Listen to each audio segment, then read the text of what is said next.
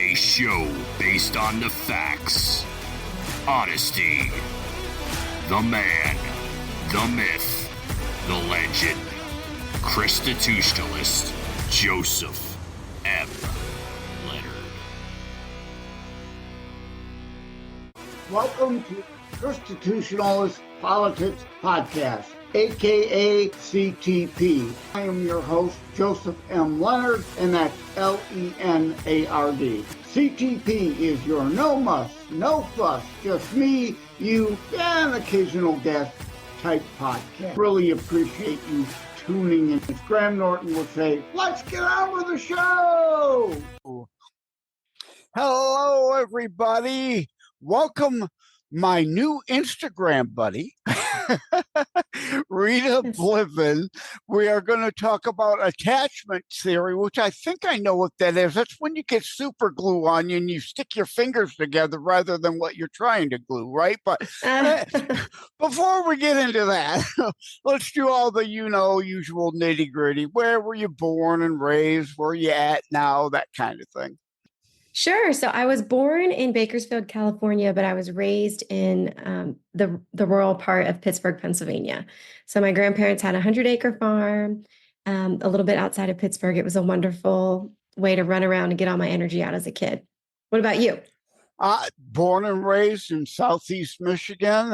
And even though I'm not fond of winters, I stay, right? Yeah. But so being by Pittsburgh, you know what it's like to be in the pits. Yes. That's why I moved to North Carolina as soon as I could. So that's where you are now, North Carolina? Yes. Yeah. Well, I'm sure glad you escaped California. Yeah. Yeah. But yeah, my audience knows I can never pass on the lame pun. So I had to pick on people of Pittsburgh, especially since they stole a Stanley Cup from us the one year. Mm-hmm. One time. At any rate, indeed, we came across each other through the internet, and I saw you talk about attachment theory in the Bible. And I like, well, that sounds pretty good. Well, let's temporarily separate the two. Okay. And what is attachment theory in general? Sure. Attachment theory is the belief that every single child needs to form a lasting bond with at least one primary caregiver that's loving, consistent, and responsive. And from that bond, the child gets a blueprint for every other relationship in their lives, as well as a foundation to explore the world and develop who they are as a person. So that first relationship with your primary caregiver is really the building block of your entire life. I see. That certainly makes sense. And so all those with a nanny, that would right, more attached to the nanny than the mom and dad, perhaps. Yeah, and it really doesn't matter. It doesn't have to be a biological relative. It just has to be a primary caregiver that's consistent and responsive and loving. And so it doesn't have to be your mom or your dad.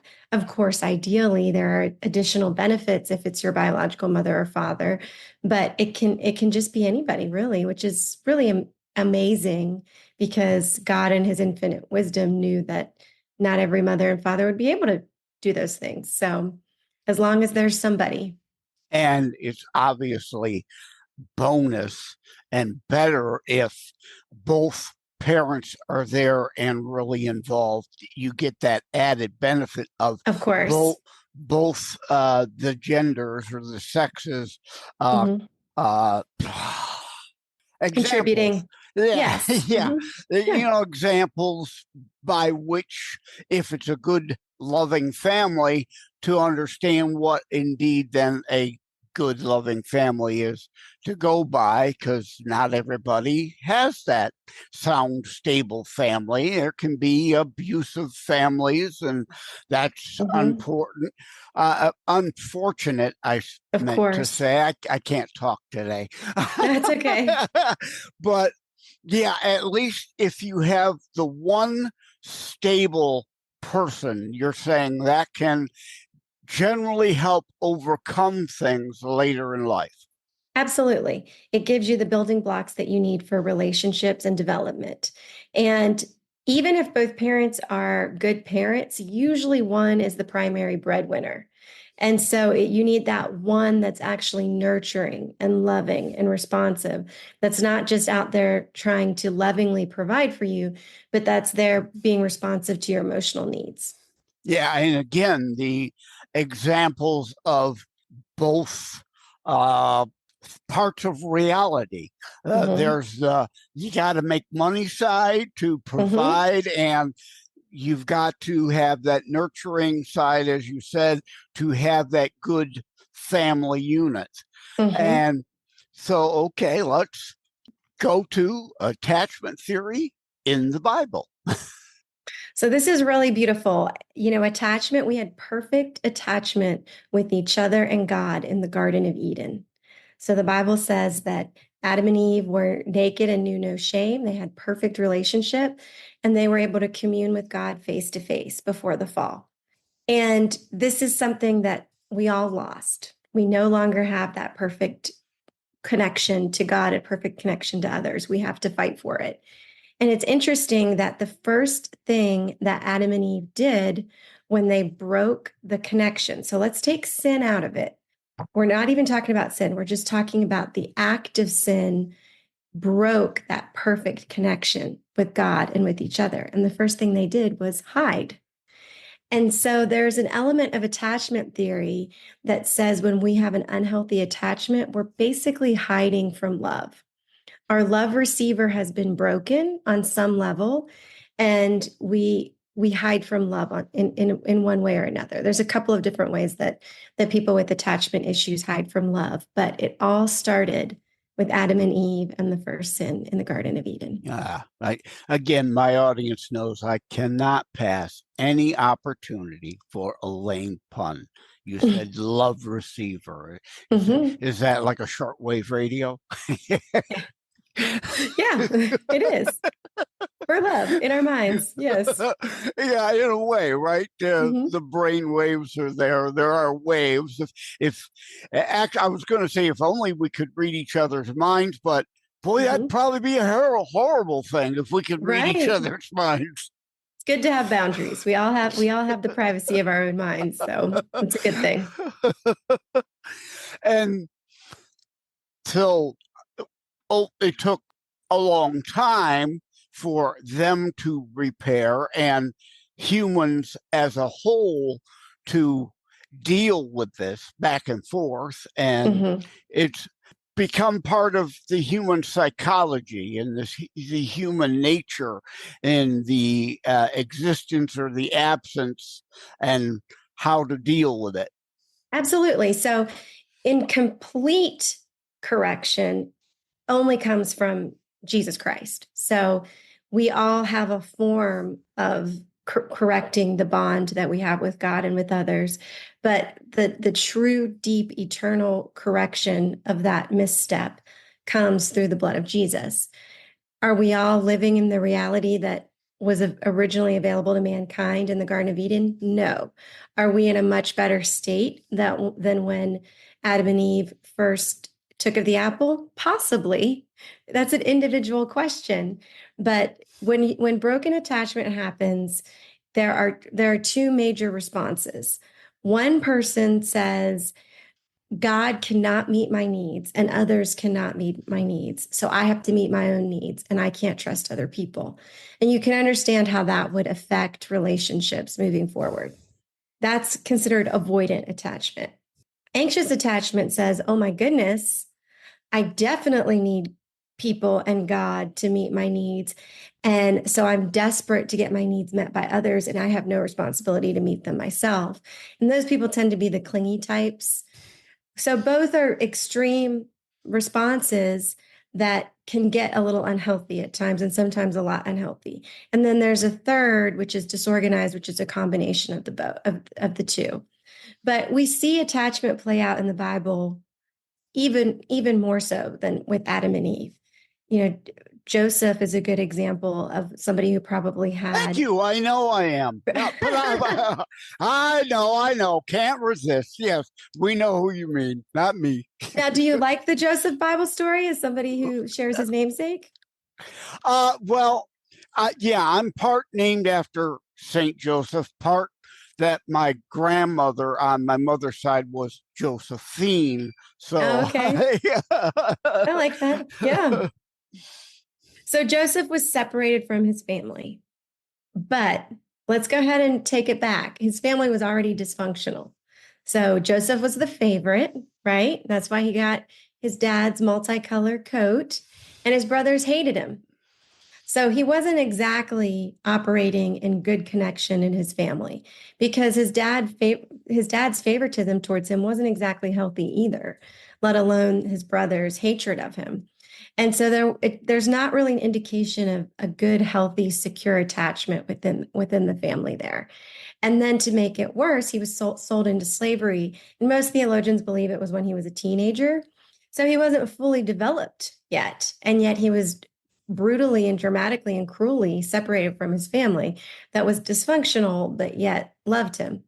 And so that's why when we read on in the Joseph story, he names his children Manasseh, I think something like that. And he says, you've helped me to forget the pain of leaving my father's house. And then later, when his brothers come to Egypt to get grain, it says he sees his brothers and he went into private and wept bitterly. Now, we can all say that, if we saw brothers, siblings that sold us into slavery, we'd probably have some emotions about it. But the fact that he was, second in command of Egypt and thriving and doing well, but yet that broken connection still had that big of an effect on him really speaks volumes. Yeah. Now, to kind of go back a bit, what brought you here? In the notes I have where you said much of your adult life has been spent learning about attachment traumas, and you yourself, it says, survived an international parental kidnapping, but developed disorder as a result. Yeah. Even with my glasses, the print's a little too small, Yeah. So, I totally understand. I mean, that's got to be tough to talk about, but I take it probably you feel like it's like a calling to be able to help others. You can heal yourself a little by helping others by discussing that, I would take it. Absolutely. And at this level, it's not painful for me to talk about anymore. 15, 20 years ago, was it painful for me to talk about? Absolutely. But I've walked through so much healing and reconnection that it's not painful for me to talk about. And now I have, to your point, an obligation to try to help others. So you're absolutely right. When I was a baby, my dad separated me from my mother and took me to Mexico for 2 years. And essentially, my mom stole me back and then severed all ties with my dad and his family and changed my name. So that he could never find me again. So my first memories are of being in a new country with a new family that didn't speak my language. That's pretty traumatic for a 3-year-old.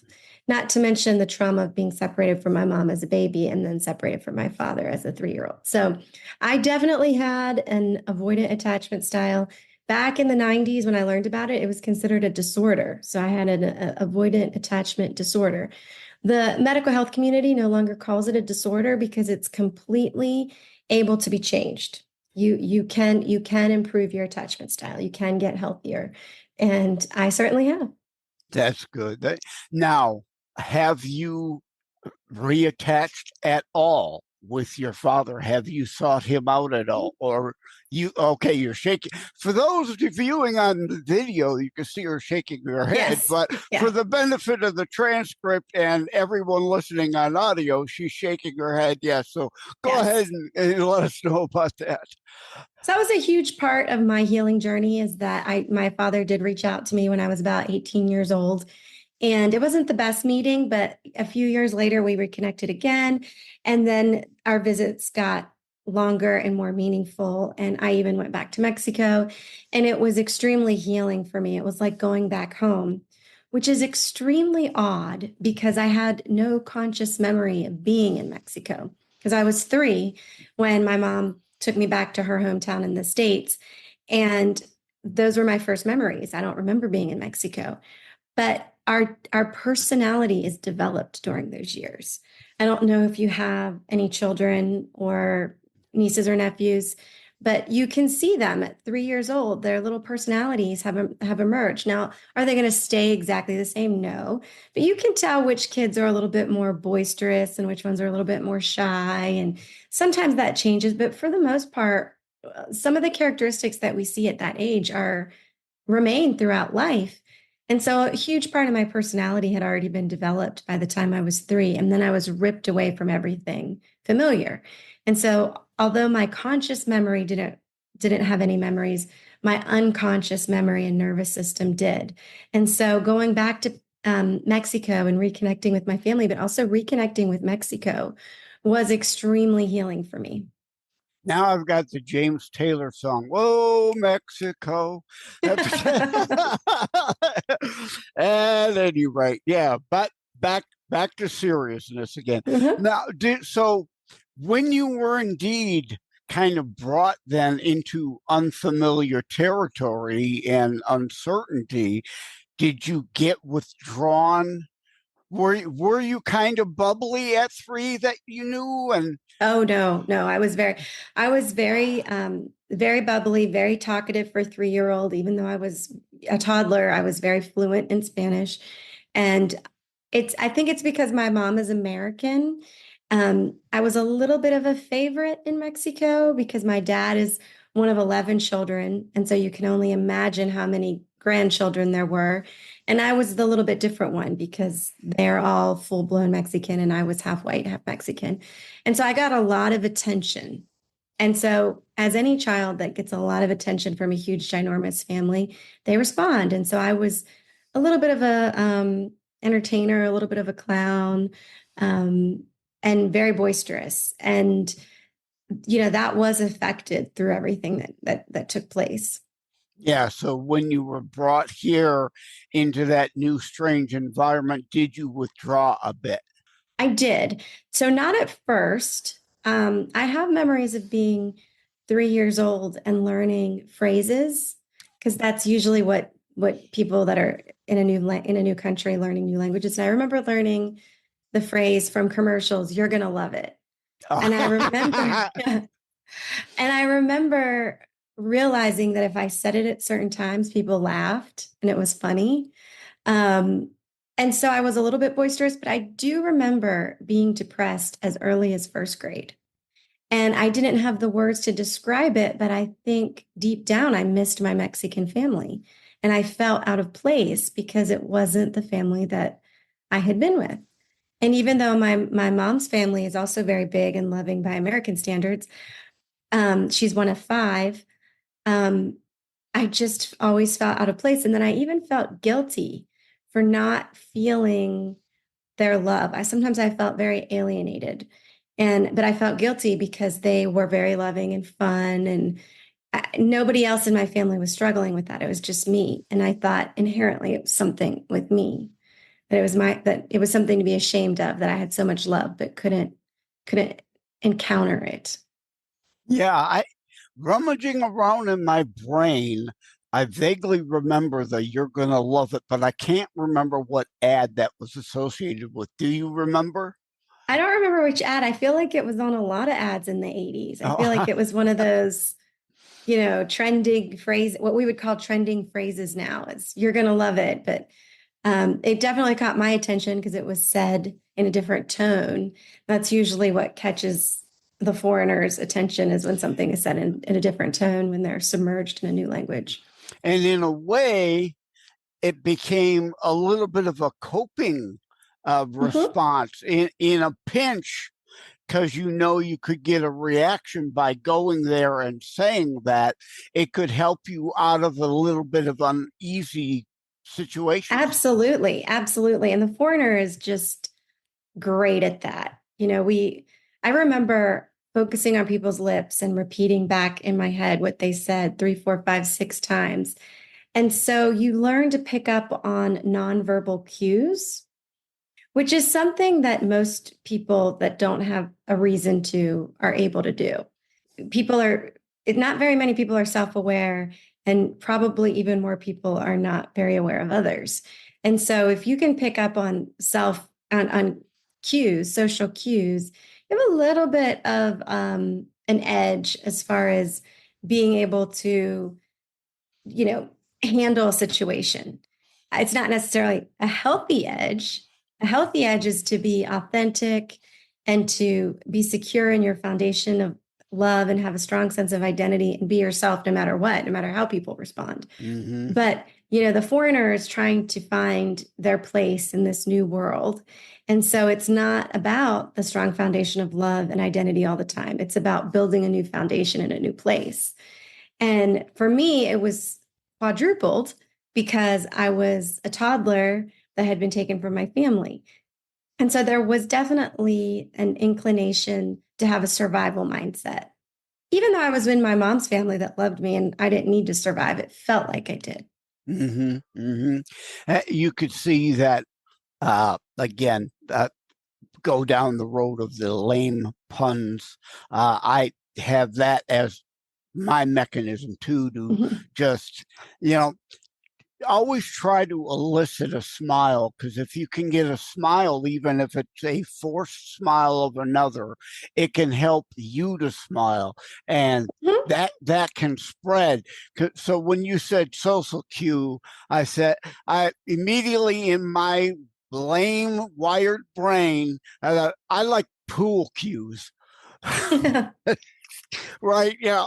That's funny. Do you play pool? No, actually, I don't. But I used to have a pool table in the basement, was never any good at it. But again, it's just the lame way my brain is wired. But I have had issues with depression over my life. So with a lot of people, with that, humor is indeed usually that coping mechanism. And indeed, if but for a minute, if you can make someone else laugh, you can feel better at that moment too. So helping others helps you. So let's go to, I don't really know where to go and how or what to ask on this. So let me just throw an open question of what else do you want to put out there? Where should we take this next? Stay with us. We'll be right back. Joseph M. Leonard, host of Constitutionals, taking a brief moment to thank myarchit.com. Together we share the Christian and family value of honoring family. myarchit.com helps you do that. Preserving family memories online also, therefore, can be shared online. Think of myArchit like a Noah's Ark for images, audio, video, preserving, honoring your family. Thank you again to the folks over at myarchit.com. The most important thing is to evaluate yourself. So a secure attachment is someone who says, I know who I am, and I know that I'm worthy of love, and I know that I am worthy to develop my own opinions about the world around me. And I will be vulnerable enough to put myself out there, but also value myself enough to not put up with an unhealthy form of love. We know from all the divorce rates and all the domestic violence that the majority of people don't fall in that category. So then you have to ask yourself, which category do you fall in? So there's secure attachment, which is what I just described, and then insecure attachment. And that's what I hit on earlier. There are 3 types of insecure or unhealthy attachment. And those are anxious, avoidant, and disorganized. Avoidant is actually the most popular. Those are the people that are lone wolves, usually very career focused, don't feel like they need anybody, will break up with their significant other cruelly and without necessarily a real explanation. Sometimes are serial monogamists, but never, they're afraid of commitment. They always find something to nitpick if things get too serious. The anxious is the exact opposite. Anxious attachment style is afraid of being alone, afraid of being rejected, wants to get their needs met by others, and are the clingy types that we see depicted in movies and pop culture. So we're pretty familiar with that type.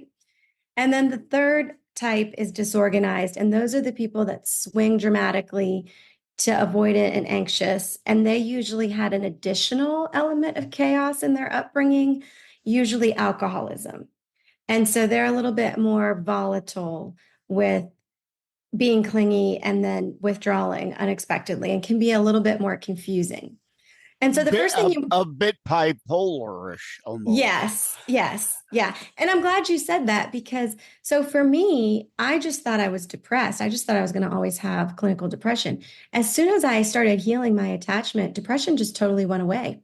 And so I do wonder how many people think they're bipolar when really they're just have disorganized attachment. Now, of course, I'm not a medical professional.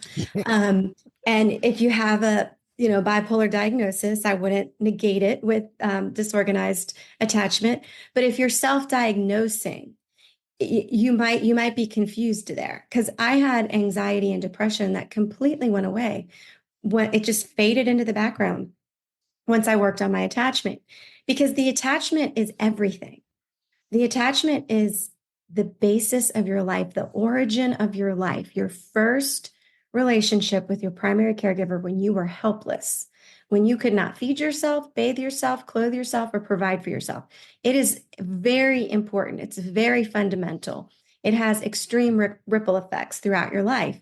And so I think a lot of depression, a lot of anxiety, a lot of other symptoms can really be traced back to attachment, and therefore also healed through attachment. So first of all, I would say, try to figure out which camp you're in. And most of the time when I talk to people, they say, I already know which one I am just from listening to you talk. Or I know which one my husband is, or I know which one my mom is.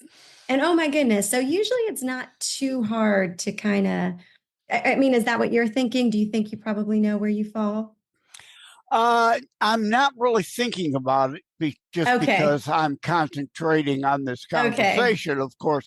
Now, maybe when we're done, I might go down that rabbit hole, because I do indeed have a bit of OCD at times. And once something is in this pea brain, I can't let it go. It could be midnight comes around, I go to bed, and it's like that's stuck in my brain, and now I can't go to sleep till I resolve that, right? But hopefully you'll sleep well tonight. No, like you mentioned, like the anxiety and depression kind of was based on a hole, and you were able to figure out how to fill in that hole, which resolved that issue. Exactly. Because the depression came from, like I said, my love receiver being broken. So not being able to receive love feels like not being loved. So I was loved. I was fought over. My parents fought over me. They took me to different countries to be with me. And I have 10 aunts and uncles on my dad's side and 4 aunts and uncles on my mom's side. Those are pretty big families. I'm extremely loved. I knew my great grandparents. I have had a lot of love in my life, but I also had avoidant attachment style, which I couldn't receive it. And so we've all known the child who is abused or neglected, who basically feels unloved. They're devastating effects for that child. Well, I was loved, not abused, not neglected, but I felt like I wasn't loved. And so it had devastating effects like depression and anxiety and, low self-esteem, and on and on and on we went. So that is why you want to identify where you are. And then it kind of leads you into a different journey. So if you have avoidant attachment, there usually has to be some sense of returning to your origin. And now it doesn't have to be very literal, like in my case, where I reconnected with my father and went back to Mexico. But it can be just, if you're adopted and you don't know who your biological parents are, even just doing some research to find out what ethnicity you are, and researching, the part of the country that you come from, or, your historical background. There usually has to be some origin reconnection in the avoidant attachment journey. And it's a little different with anxious. Anxious attachment is a lot about behavior modification. So many times the anxious is aware of what's going on. The avoidant is not aware. The avoidant has shut down their emotions. And so they have to go on this journey of revitalizing their emotions. The anxious is very aware that they have needs and they're very aware that they need to be met. And so they have to engage in some behavior modification to not try to get those needs met by others 100% of the time, but to self-soothe and to learn ways to meet some of their needs and to kind of calm their emotions. Yeah, and we tone things down a bit and find that happy medium. Now, you mentioned divorce before, and the immediate thing that entered my mind is today's society. I mean, is a whole lot different and more hectic with so many things going on and everything. Let me grab the phone, right? Everything's right there at our fingertips 24/7. And so I think we've become a lot more selfish, where in the past we understood more relationships required work. There would always be give and take. And now in the me society, it's all, what can I get? No, you're absolutely right. And it's also very distracted. So the other thing with connection is that you have to be able to focus in. You don't really have a connection with somebody that's looking at their phone and half listening to you and half engaging in what's on their phone. Connection comes with looking people in the eye, hearing what they're saying, processing what they're saying, and giving genuine responses back, or even just genuine feeling back. When we have our nose in the phone, or even if it's not social media, even if it's just the busyness of corporate jobs, or the busyness of raising multiple children, or the busyness of, the pressure to have your kids in every sport and every extracurricular activity, all of a sudden you're distracted. And, how many parents say, I've driven my kid around all day from school to soccer practice, to study with a friend, to this, to that. And it's like, well, did you talk to your child at all today? No, we were too busy. Well, what'd you do in the car? What'd you do in the car on the ride there when it was just the two of you? Listen to the radio, right? Listen to the radio. Yeah. And that's not even a new thing. That's been around forever. Yeah. So how much worse is it with all of our additional distractions? But you're right. All that missed opportunity when you're together in the car, turn off the radio. If you know where you're going, turn off the GPS so there isn't turn right at the next corner. But you've got that alone and not alone time, together time to get some bonding. It may not be hyper quality, but it can matter. Yeah, it can matter. Yeah. And we're so designed. It's actually kind of interesting. There are some studies that say we don't need as much connection as we might think. So just track with me for a minute. So if you go back. So presence is enough at times.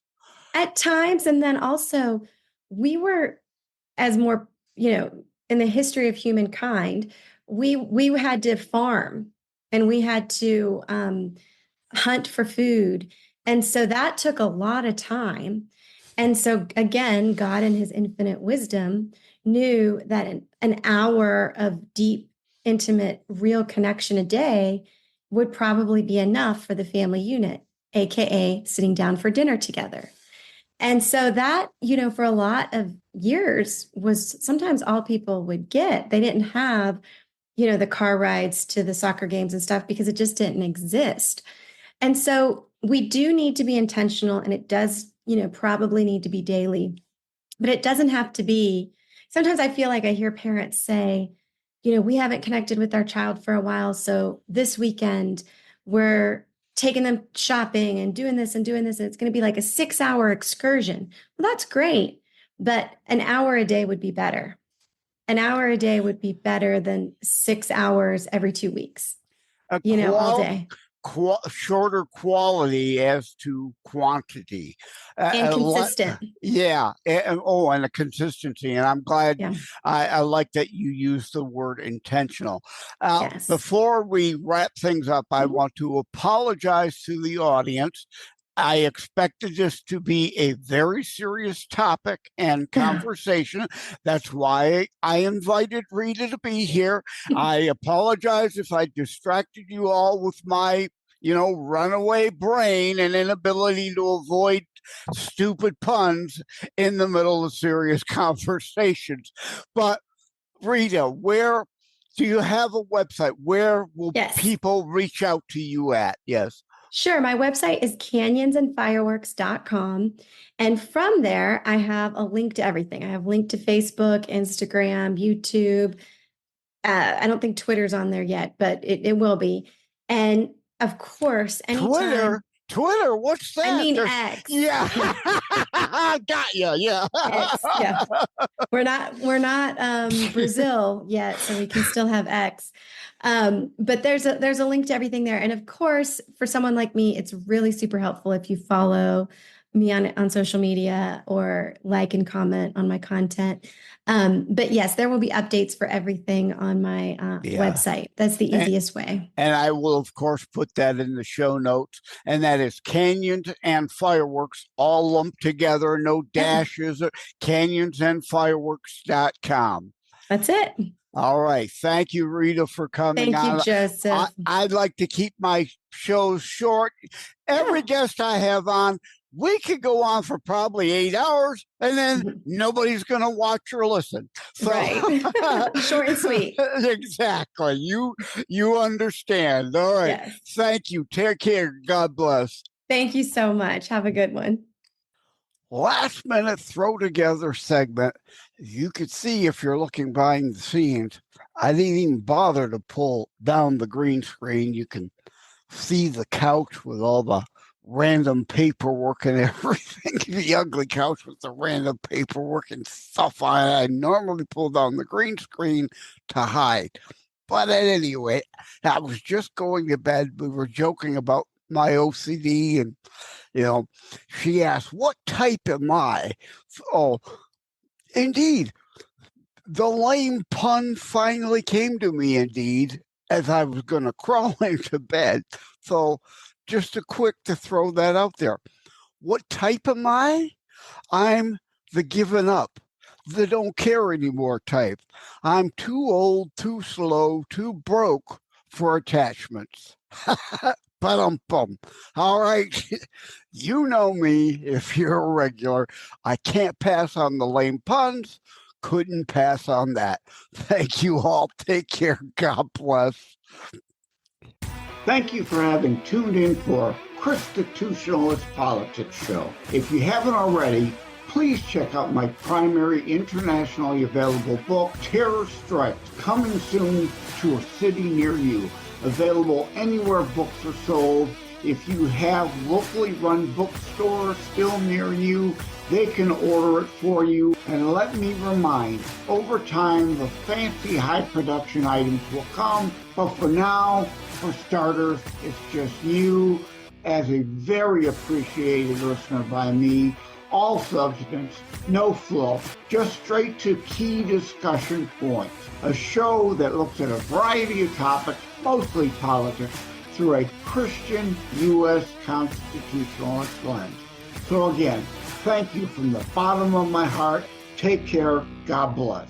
Like and subscribe to Constitutionalist Politics Podcast and share episodes. We need your help. Wham Radio, 1600 AM and 92.7 FM is your conservative flamethrower. Weekdays, Steve Gruber starts things off at 6 a.m. Gruber gives his perspective on the issues of the day.